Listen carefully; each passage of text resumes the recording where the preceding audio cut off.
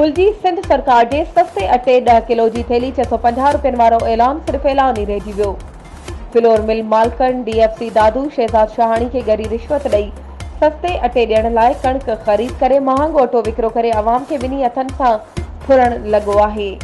सिंध सरकार ग़रीब मिसकीननि खे सस्तो अटो 650 रुपया 10 किलो वारो थेलो ॾियण वारे ऐलान मां मिसकीन मज़दूरनि खे को लाभ हासिल न थी सघियो।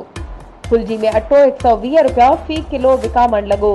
मिसकीन मज़दूरनि चयो त सिंध हुकूमत असांजे वात मां मानी गिरह खसे रही आहे। असीं मिसकीन मज़दूर आहियूं। डीएफसी दादू शहजाद शाहानी सिंध सरकार जे ऐलान खे रोज़गार बणाए लखे रुपया करप्शन करे रहियो आहे। सिंध सरकार सिंध जे नंढनि वॾनि शहरनि में सस्ते अटे जा स्टॉल लॻाइण जो ऐलान कयो, पर असां वटि कंहिं बि क़िस्म जो स्टॉल नाहे। सस्ते अटे जा स्टॉल लॻाइण बदिरां अटो 1200 रुपया 10 किलो विकिणी रहिया आहिनि।